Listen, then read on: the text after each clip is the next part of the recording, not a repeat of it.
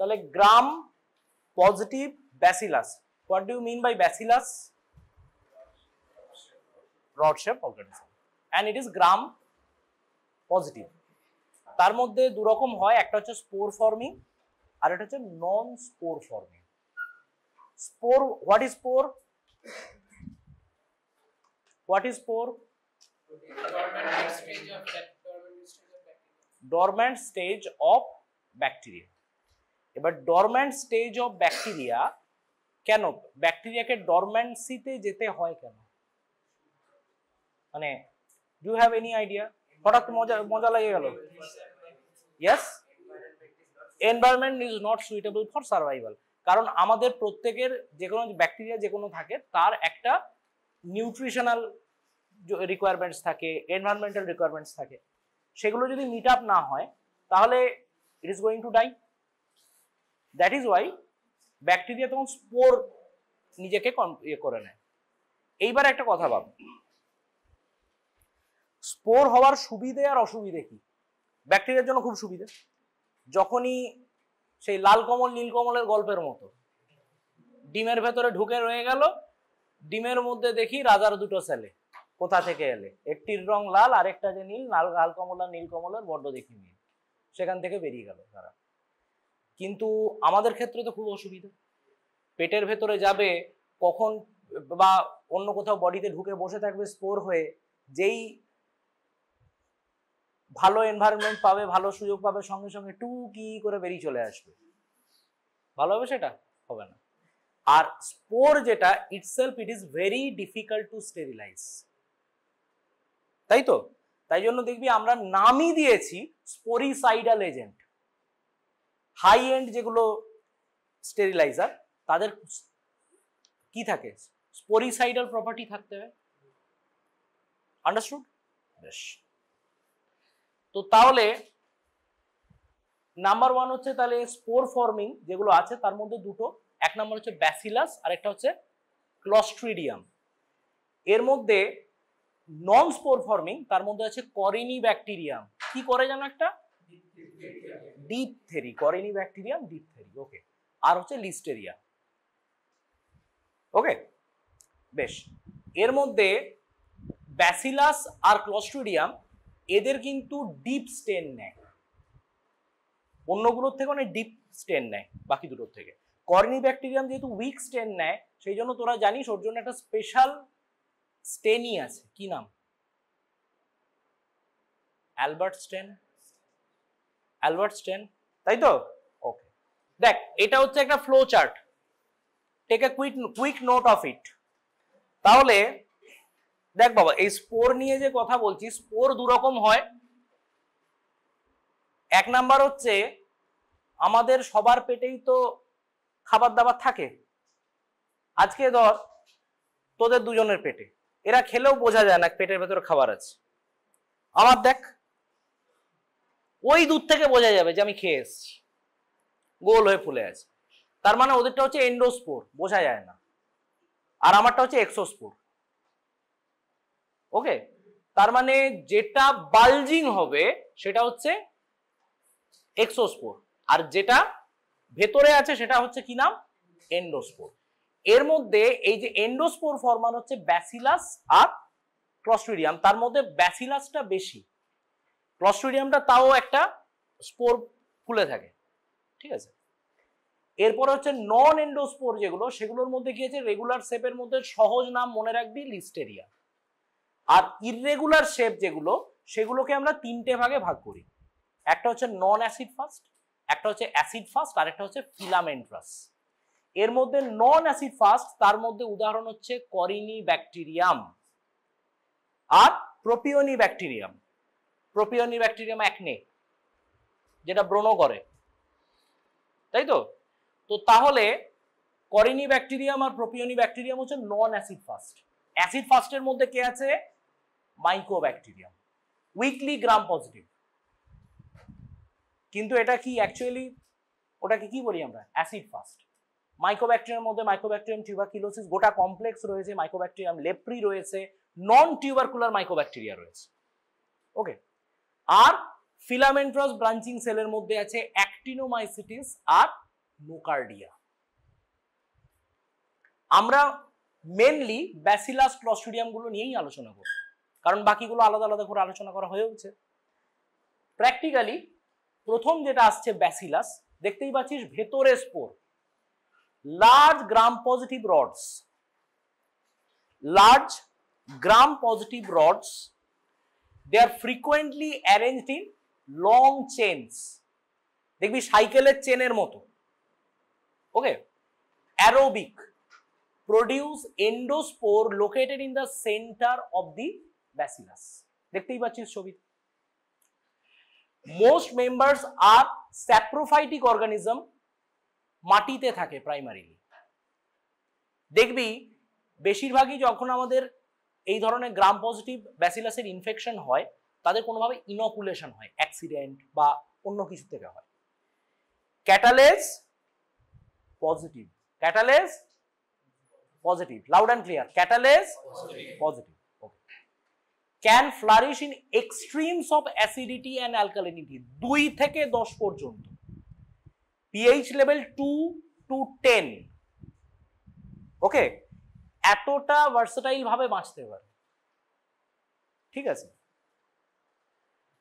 তাহলে এর মধ্যে যেগুলো ব্যাসিলাসের মধ্যে যেগুলো সব থেকে কমন, যেগুলো ডিজিজ ফরমেশন করে, তার মধ্যে সব থেকে আগে যেটা ভয়ঙ্কর নাম ব্যাসিলাস অ্যানথ্রাসিস। কি করে?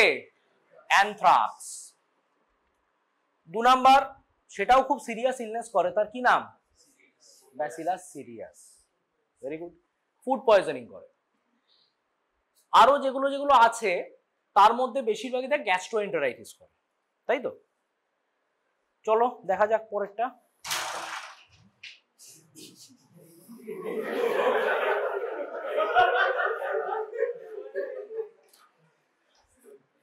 এইভাবে সিআইডি অফিসার দয়া ঢোকে।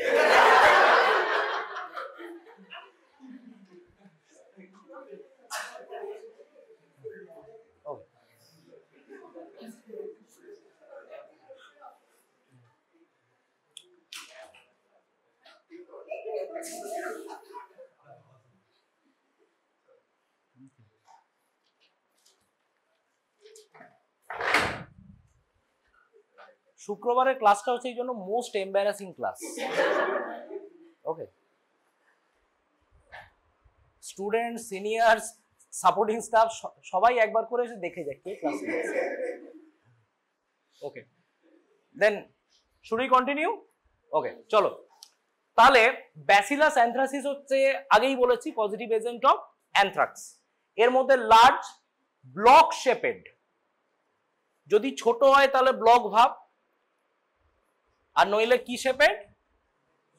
Bamboo shaped. এটার আমাদের লাইফে খুব এক্সপেরিয়েন্স আছে। তো সেকেন্ড হচ্ছে যেটা প্রডিউস সেন্ট্রাল স্পোর, আগেই বলেছি ভেতরে থাকে। কেমন স্পোর? এন্ডোস্পোর, দেখা যায়। That develop under all conditions except in the living body. Virulence factor, polypeptide capsule আছে, আর এক্সোটক্সিন আছে। 3 রকম টক্সিন আছে, আমরা ডিসকাস করবো এরপর। আর ঠিক সেরকম 3 রকম যেমন টক্সিন আছে, ঠিক সেরকম 3 রকম অ্যানথ্রাক্স হয়। একটা হচ্ছে কিউটেনিয়াস অ্যানথ্রাক্স, চামড়ায় হয়। একটা হচ্ছে রেসপিরেটরি অর পালমোনারি অ্যানথ্রাক্স, আর একটা হচ্ছে গ্যাস্ট্রো ইন্টেস্টিনাল অ্যানথ্রাক্স। ওকে, নেক্সট। প্রথম যখন কোথায় ইনফেকশনটা হয়েছে সেটার উপর নির্ভর করবে। যেমন তোর ধর অ্যারাউন্ড বোধহয় 2000 থেকে 2001 ওরকম সময়ে আমেরিকান সেনেটররা বেশ কিছু চিঠি পায়, তাতে লেখা আছে যে wish you a very Christmas and happy new year, এরকম টাইপের উইশ করা আছে। তারা ওপেন করে, এটা খোলে, ধুলো ঝেড়ে চলে যায়। বেশ কিছুদিন পরে দেখা যায় তাদের একটা ভয়ঙ্কর পালমোনারি অ্যানথ্রাক্স হয়েছে। কি করা হয়েছিল? যারা টেররিস্ট ছিল তারা ওই চিঠিগুলোর মধ্যে অ্যানথ্রাক্সের স্পোর দিয়ে পাঠিয়ে দিয়েছিল। Bioterrorism. Okay, pulmonary anthrax এবং গ্যাস্ট্রোইন্টেস্টিনাল অ্যানথ্রাক্স প্রগনোসিস খুব খারাপ, যদি না একদম প্রম্পট ট্রিটমেন্ট শুরু করা যায়। বোঝা গেল? সো দ্য স্পেসিমেন যদি আমাদের যেটা যে জায়গাটা অ্যাটাক করবে সেখান থেকে স্পেসিমেন হবে। যদি দেখা যায় যে স্কিনে আছে তাহলে সেক্ষেত্রে কিউটিনিয়াস লেশন নিতে হবে, নইলে ব্লাড নিতে হবে। গ্রাম স্টেনে কি পাবে? Typical bamboo appearance. যেমন দেখবি একটা যদি বাঁশ গাছ দেখি আমরা, যেমন প্রত্যেকটা গাঁট থাকে, ঠিক সেরকম করে একটা সেকশন, তারপর আরেকটা, তারপর আরেকটা, তারপর আরেকটা, এভাবে চলেছে। নাম্বার 2, কালচার যদি করি তাহলে সেক্ষেত্রে ব্লাড আগারে এটা নন হিমোলাইটিক কলোনি দেবে। কি কলোনি দেবে? মানে হিমোলাইসিস। আমি যদি বলি গামা হিমোলাইসিস হবে। করকম হিমোলাইসিস হয় কি কি? আচ্ছা, বিটা হিমোলাইসিস মানে? আচ্ছা, আলফা হিমোলাইসিস মানে? আর গামা হিমোলাইসিস মানে? ওকে, যাই হোক, non haemolytic colonies on blood agar, যেটা একটা রেইজড কলোনি হবে, লার্জ কলোনি হবে, greyish white, irregular, finger like edges, আঙুলের মতো এভাবে থাকবে। এটা যিনি নাম রেখেছিলেন তিনি মাইথোলজি খুব পড়েন, সেই জন্য নাম রেখেছে মেডুসা হেড কলোনি। মেডুসার মাথা থেকে যেমন সাপ বেরিয়েছিল সেরকম আমরা আঙুল বলছি, উনি সাপ বলছেন। ঠিক আছে? মেডুসার মাথা কে কেটেছিল? পারসিউস। ওকে, তার থেকেই রক্ত থেকে জন্মেছিল কে? পেগাসাস, পক্ষীরাজ। অলরাইট, তাহলে beaten egg white or Medusa head colony with ground glass appearance, ঘষা কাঁচের মতো দেখতে হয়। ওকে,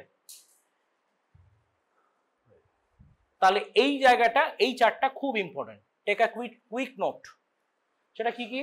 নাম্বার 1, অ্যানথ্রাসিস আর আদার ব্যাসিলাস কিভাবে আলাদা করবে। আজকে তোকে যদি ব্যাসিলাস দেওয়া হয় পরীক্ষায়, তাহলে তোর প্রশ্ন হবে, তোকে জিজ্ঞেস করা হবে যে তুমি কি করে বুঝলে এটা কি। প্রথম হচ্ছে ব্যাসিলাস অ্যানথ্রাসিস, দেখ ক্যাপসুলটা পজিটিভ হবে, পলিপেপটাইড ক্যাপসুল থাকবে, যেটা অন্যতম প্রধান লিদাল ফ্যাক্টর। দুটো তো জিনিস, একটা হচ্ছে পলিপেপটাইড ক্যাপসুল আর হচ্ছে টক্সিন। টক্সিন ক রকমের? 3 রকমের। ঠিক আছে? তো এর মধ্যে ব্যাসিলাস অ্যানথ্রাসিসের ক্যাপসুলটা পজিটিভ, হিমোলাইসিস কিন্তু অন্যগুলোই নেগেটিভ হবে। এটা টিপিক্যালি নন হিমোলাইটিক কলোনি, নন হিমোলাইটিক কলোনি। ওকে, মটিলিটি অন্যগুলোই পজিটিভ হবে, এটাই নেগেটিভ হবে। জিলেটিন অন্যগুলোই পজিটিভ হবে, এটাই নেগেটিভ হবে। Last but not the least, Medusa head colony হবে। যদি দেখিস ওই bamboo shaped appearance, Medusa head colony, তাহলে এর পরবর্তী স্টেপ কি করবি? তুই একটা ল্যাবরেটরিতে কাজ করছিস, এই অ্যাপিয়ারেন্স পেয়েছিস, নেক্সট স্টেপ কিচ্ছু করবি না, মাস্ক পরে ওখান থেকে সরে যাবি আর ওইটাকে পাঠাবি রেফারেন্স ল্যাবরেটরিতে, because it has to be opened in biosafety cabinets. যদি তোর কাছে এটা না থাকে, কেন এটা আমরা চিনছি? আজকে হতেই পারে কোনো একটা জায়গায় অ্যানথ্রাক্সের আউটব্রেক হয়েছে, তখন এটাকে চিনতে হবে এইগুলো দিয়ে। আর যদি দেখি ইয়েস ইট ইজ অ্যানথ্রাক্স, তাহলে সেক্ষেত্রে সেটাকে আর ঘাঁটা চলবে না, ওটা রেফারেন্স ল্যাবরেটরি আমাদের স্টেটের যেগুলো আছে সেসব জায়গায় পাঠাতে হবে। বোঝা গেল? কেন? কারণ ওইটা একদম স্ট্রিক্ট, যেহেতু এটা বায়োটেররিজম এজেন্ট হিসাবেও কাজ করতে পারে, সেটা কিন্তু স্ট্রিক্ট কন্ডিশনে আমাদেরকে সেটা প্রসেস করতে হবে। আদারওয়াইজ সেটা আমাদের তো বটেই, সেটা যদি কখনো কমিউনিটিতে লিক আউট করে তাহলে তো প্রচুর লোক মারা যাবে। বোঝা গেল জিনিসটা? নেক্সট, পরীক্ষা হয়ে গেছে, তোরা খুব আনন্দে কোনো একটা চাইনিজ রেস্টুরেন্টে গিয়ে দুটো জিনিস খেলি, এক তো ওই তো ফিক্স তো আছে ফ্রাইড রাইস আর চিলি চিকেন, তাই তো? তাহলে ফ্রাইড রাইসে আছে রাইস আর চিলি চিকেন। মিট বা যে চিকেন প্রোডাক্ট যেগুলো, সেগুলোতে ওর ডায়রিওজেনিক ব্যাসিলাস সিরিয়াস যেগুলো, সেগুলোর বেশি টক্সিন থাকে। আর যেটা থাকে হচ্ছে রাইসে, সেটা হচ্ছে এমেটিক থাকে। এমেটিক মানে যেটা বমি করায়। তার মানে এদের এই বমিকরণের সমীকরণটা যদি আমাদের জানতে হয় তাহলে যেটা দেখতে হবে সেটা হচ্ছে, অনেকে একটা খুব প্রশ্ন করে, খুব কমন, তোদের কেউ করবে স্বাভাবিকভাবে, যে এত হাই হিটে রান্না করছে, চাইনিজ রান্না দেখবি সবসময় দাউ দাউ করে আগুন জ্বলছে, সেরকম সময় হয়, এমনি কথা দেখবি টসিং করে দিয়ে দিল। তো তাহলে এই যে এত হাই হিটে রান্না হচ্ছে তারপরেও কি করে এটা এক্সিস্ট করে, মানে তারপরেও কি করে আমাদের ইনফেক্ট করতে পারে? দেখি, কিসি কা দিমাগ কা বাত্তি জ্বালা? না স্যার, ফিউজ উড়ে গেছে স্যার। স্পোর না বাবা, এটা টক্সিন মেডিয়েটেড। টক্সিন দু রকম আছে, একটা হচ্ছে হিট ল্যাবাইল টক্সিন আর একটা হচ্ছে হিট স্টেবল টক্সিন। যেটা হিট ল্যাবাইল সেটা না হয় নষ্ট হয়ে গেল, হিট স্টেবলটা কি হবে? থেকে যাবে। এটা তো টক্সিন মেডিয়েটেড ডিজিজ। বলতে পারবি কোন ব্যাকটেরিয়া রেডিমেড টক্সিন নিয়ে ঢোকে শরীরে, যার থেকে যদি ফুড পয়জনিং হয় খুব দ্রুত তার এফেক্টটা দেখা যায়? কি রে বল? Excellent, staph aureus, staphylococcal food poisoning. Okay, তো তাহলে দেখ, হিট আর অ্যাসিড স্টেবল টক্সিন সেটা হচ্ছে এমেটিক, ফ্রাইড রাইস, আর বাকি মিট, পোল্ট্রি এটা হচ্ছে হিট ল্যাবাইল। বোঝা গেল জিনিসটা? ল্যাব ডায়াগনোসিস তাহলে কি করব? দু রকম জিনিস আছে। যদি দেখছিস একটা পেশেন্ট এরকম বারবার ভমিটিং নিয়ে এসছে, ডায়রিয়াও হচ্ছে হয়তো, এবং all his or her symptoms are matching with Bacillus cereus infections, তাহলে সেক্ষেত্রে আমরা কি স্পেসিমেন পাঠাবো ল্যাবরেটরিতে? ডায়াগনোসিস তো করতে হবে। স্টুল, ভমিটাস। আচ্ছা, ভমিটাসে কি খুঁজবো? ঠিক বলেছিস, ভমিটাস কি খুঁজবো?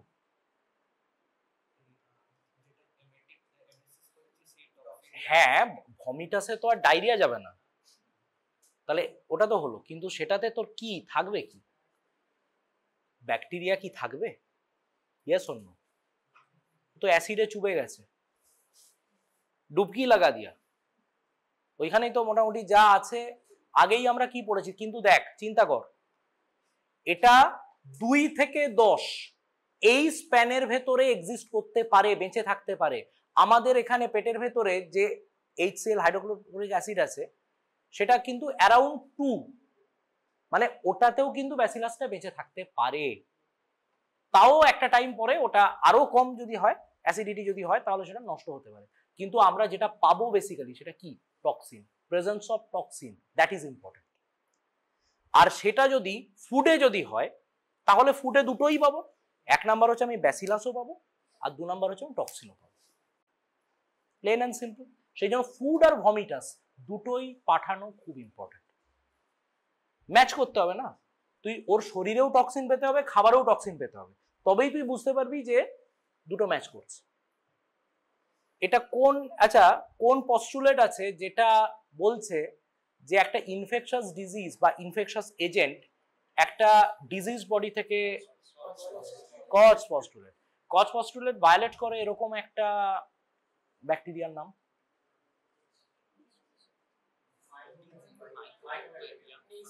মাইকোব্যাকটেরিয়াম। মাইকোব্যাকটেরিয়াম কি? What? Tuberculosis? Leprae. Very good, thank you. তাহলে এই হচ্ছে চেহারা। দেখ, নন হিমোলাইটিক কলোনি ছিল, এটার কি হয়েছে? একটা হিমোলাইসিস হয়েছে, দেখতে পাচ্ছিস? দেখা যাক। তাহলে আগেই বলেছি ইনকিউবেশন পিরিয়ড 6 ঘন্টার কম, আর ডায়রিয়াল ফর্মটা হচ্ছে 6 ঘন্টার বেশি। সিমটমের মধ্যে ভমিটিং, নজিয়া, অ্যাবডোমিনাল ক্র্যাম্প, আবার ওইদিকে উল্টোটা, ডায়রিয়া, নজিয়া, অ্যাবডোমিনাল ক্র্যাম্পস। বাকি তো একই, একটা যেটা এমেটোজেনিক সেটা বমি করাবে, আর যেটা ডায়রিওজেনিক সেটা অন্য কিছু করাবে। ঠিক আছে? ডিউরেশন 8 থেকে 10 ঘন্টা। ডায়রিয়া কিন্তু একটু long lasting, more than 24 hours. Okay, এটা হিট স্টেবল টক্সিন থেকে হয়, আর ওটা হিট ল্যাবাইল টক্সিন থেকে হয়। Very good. এইবারে আমরা আসছি ক্লস্ট্রিডিয়া, তাই তো? আমরা ক্লস্ট্রিডিয়া কি কি জানি? ক্লস্ট্রিডিয়াম টিটানি, ক্লস্ট্রিডিয়াম, আর কি জানি পারফিনজেন্স। ডিফিসেলিটা কি কোন গ্রুপে পড়ে? যাই হোক, এখন সেটা নাম হয়ে গেছে ক্লস্ট্রিডয়েডেস ডিফিসেলি। ওকে, তাও আমরা এটা বলে নেব। ওকে, তাহলে এটা গ্রাম পজিটিভ না গ্রাম নেগেটিভ? Gram positive. হয় স্ট্রেট হবে অথবা স্লাইটলি কার্ভড হবে, ঠিক আছে? Slightly rounded ends, anaerobe, acquire energy only by fermentation and grow well on the blood agar and other media। তাহলে ফার্মেন্টেশন ছাড়া এটা অন্য কোনো উপায়ে কিন্তু খাবার সংগ্রহ করতে পারে না। Spore forming, spores of Clostridia are usually wider than the diameter of the rods। বোঝা গেল? সেই কারণে এরকম আমরা বাল্জটা দেখতে পাই।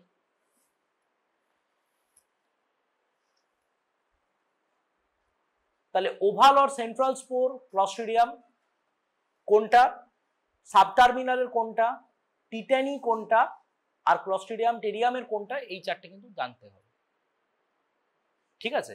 কারণ স্পোরের অ্যারেঞ্জমেন্ট দেখে আমরা কিন্তু কোন ধরনের ক্লস্ট্রিডিয়াম সেটা কিন্তু আন্দাজ করতে পারি।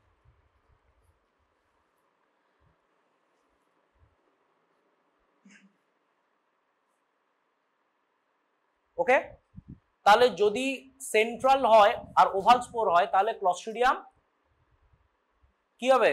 ক্লস্ট্রিডিয়াম কোনটা? বাইফার্মেন্টাস, ভেরি গুড। যদি সাবটার্মিনাল স্পোর হয় পারফিনজেন্স।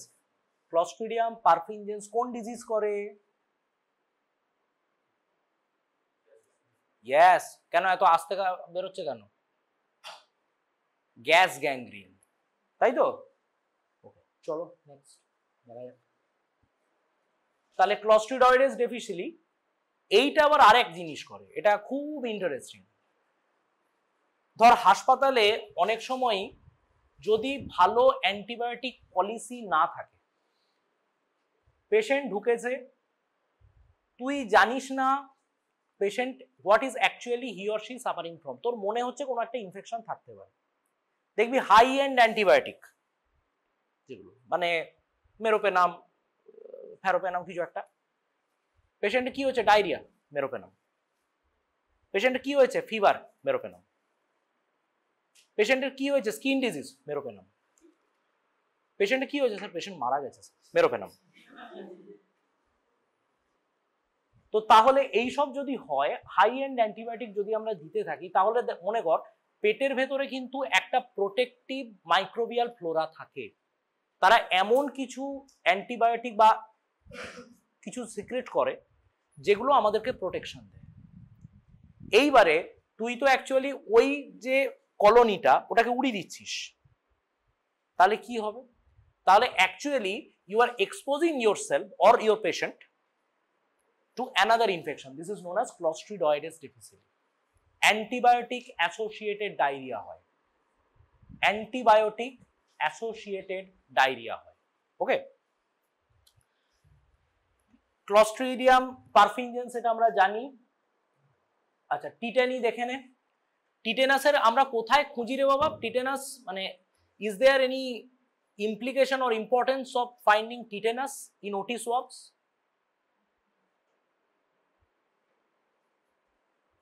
আমরা যখন ওটি স্টেরিলাইজেশন করি বা তার প্রয়োজন আছে কিনা বা সেটা সাকসেসফুল আছে হয়েছে কিনা, যেগুলো যেগুলো দিয়ে দেখি তার মধ্যে একটা হচ্ছে ক্লস্ট্রিডিয়াম টিটানি স্পোর। যদি স্পোর থাকে সেটাকে আমরা পার্টিকুলার কোনো একটা মিডিয়ায় ইনোকুলেট করি। সেই মিডিয়াটার কি নাম? Robertson cooked meat media. Anaerobic তো না? তাহলে এটা যদি গ্রোথ আসে তখন আমরা সেটা কি দেখব? এই ধরনের ক্লস্ট্রিডিয়াম টিটানির মতো দেখতে ব্যাকটেরিয়া আছে কিনা চিনবো কি করে? স্পোর দেখে, সাবটার্মিনাল স্পোর দেখে। এবং এটা কনফার্মেশন করতে গেলে কিন্তু আমার হয়তো পিসিআর বা মলিকুলার লাগবে, কিন্তু সেটা যেহেতু নেই, আমরা তখন এটা রিপোর্ট করতে পারি যে এটা ক্লস্ট্রিডিয়াম টিটানির মতো দেখতে গ্রাম পজিটিভ অর্গানিজম পাওয়া গেছে উইথ সাবটার্মিনাল স্পোর। ঠিক আছে, তাহলে সেক্ষেত্রে কি করতে হবে?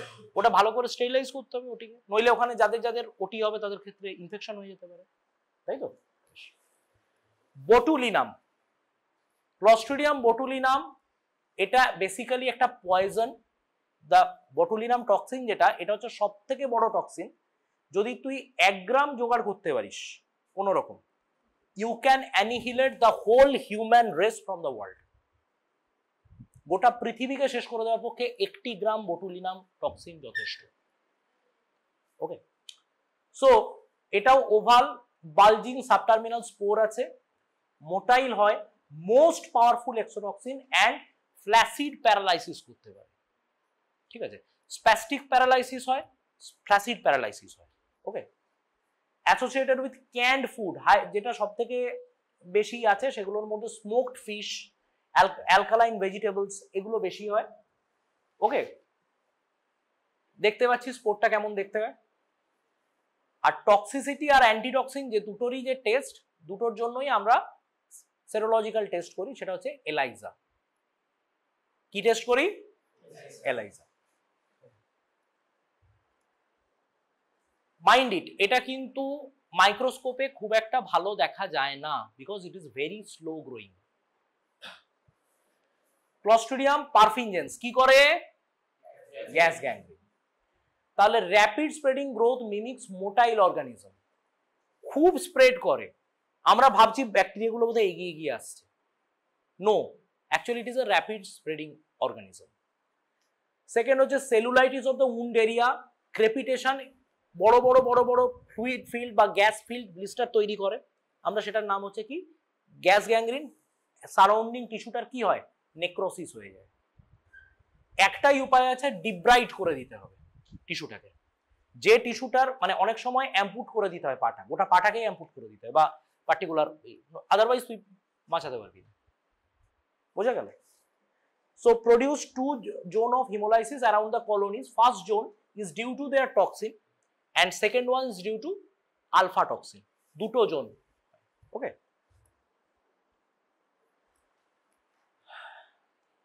ক্লস্ট্রিডিয়াম ডিফিসিলি। ক্লস্ট্রিডিয়াম ডিফিসিলি আগেই বললাম অ্যান্টিবায়োটিক অ্যাসোসিয়েটেড ডায়রিয়া করে। কেন হয়েছে সেটাও আমরা বলেছি। তাহলে এটা আর বেশি থাকছে না, শুধু এটা এলাইজাটা করতে হবে, এটা একটু মনে রাখিস কেমন। আচ্ছা, এটা বল, এটা কি? ওকে, আর ওইটা মাঝে বাচ্চাটা ওইদিকে, what is this actually? Pseudo membrane. Very good. আমাকে এবার বল, how do you differentiate between a true membrane and pseudo membrane?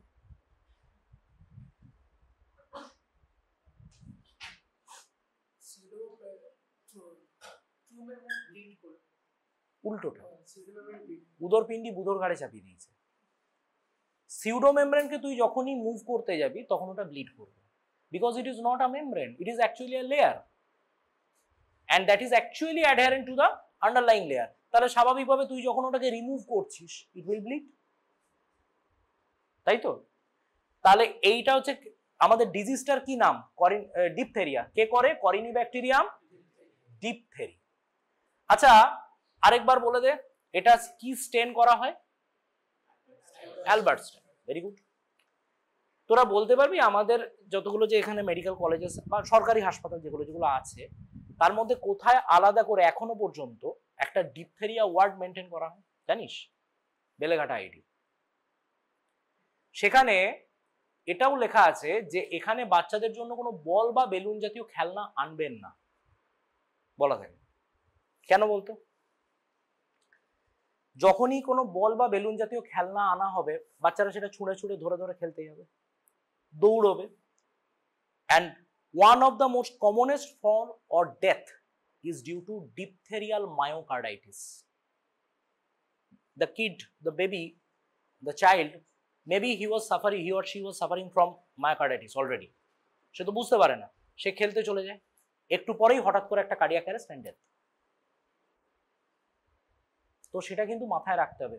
R respiratory diphtheria, এ তো জাস্ট রেসপিরেশনে যে জায়গাটা গ্যাস এক্সচেঞ্জ হচ্ছে সেই জায়গাটা আস্তে আস্তে ব্লক করে দিচ্ছে।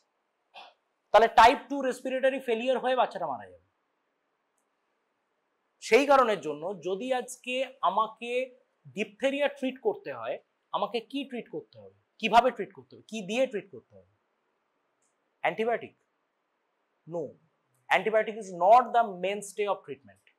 mainstay of treatment is antitoxin, diphtheria antitoxin. ওখানে টক্সিন রিলিজ করেছে, আমরা সেটাকে নিউট্রালাইজ করব। Yes, we will apply antibiotic, সেটা তো এমনি কমিয়ে দেবে, বডি অলরেডি ব্যাকটেরিয়ার সাথে ফাইট করছে, বডি সেটাও কমিয়ে দেবে, কিন্তু আমার মেনস্টে অফ ট্রিটমেন্ট কি? অ্যান্টিটক্সিন। Very good. কোথায় গ্রো করা হয় ডিপথেরিয়াকে? লোফলার সেরাম স্লোপ, তাই তো? আর যখন পটাশিয়াম টেলুরাইট আগার যেটা থাকে সেখানে কি রকম কলোনি হয়? Black colour colony. ওকে,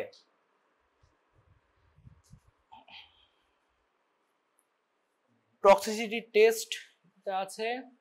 আচ্ছা, যদি আমাদেরও গলার থেকে তুই কখনো টেস্ট করিস, তাহলে গলার মধ্যে যেগুলো যেগুলো কমেন্সাল ব্যাকটেরিয়া আছে তার মধ্যে একটার নাম হচ্ছে ডিপথেরয়েডস। এটা যেমন চাইনিজ লেটার প্যাটার্নে থাকে, এটা দেখ প্যালিসেড অ্যারেঞ্জমেন্টে থাকে। অ্যারেঞ্জমেন্ট দেখে বুঝতে হবে। এটা আমরা কখনো অ্যালবার্ট স্টেন করি না, আমাদের গ্রাম স্টেনিং দেখ পাওয়া গেছে, গ্রাম পজিটিভ। কিন্তু তফাৎ কি? এটা আমাদের গলার নর্মাল কমেন্সাল। আমাদের অনেক কিছু আছে, স্ট্রেপ্টোকক্কাস স্যালিভারিয়াস আছে, বা এইটা রয়েছে। অনেক ক্ষেত্রে গলায় ক্যান্ডিডার মতো গ্রোথও পাওয়া যায় ফাঙ্গাস, তারা ওখানে নর্মালি থাকে, কোনো ক্ষতি করে না, ভাড়াটের মতো থাকে। ঠিক আছে, ওকে। এইটা জাস্ট দেখে নে, এটা অ্যাক্টিনোমাইকোসিস আলাদা ক্লাস হবে, তাও এটা কিন্তু যেহেতু একটা এর মধ্যে পড়ে, just see. Okay, sunray appearance বলা হয়। Acid fast filament, can you see it? তাহলে এই যে গোটা আমরা যেটাগুলো পড়লাম, খুব ভালো করে দেখ, এটা কিন্তু কোনো থিওরি ক্লাস নয়, আমরা এটা প্র্যাকটিক্যালি বুঝছি, তাই তো? তাহলে একটা গ্রাম পজিটিভ ব্যাসিলাস পেলে আমরা কি করব সেটা বোঝালাম।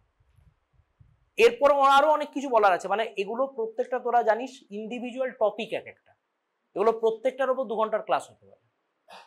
এত শর্টে বললাম কেন?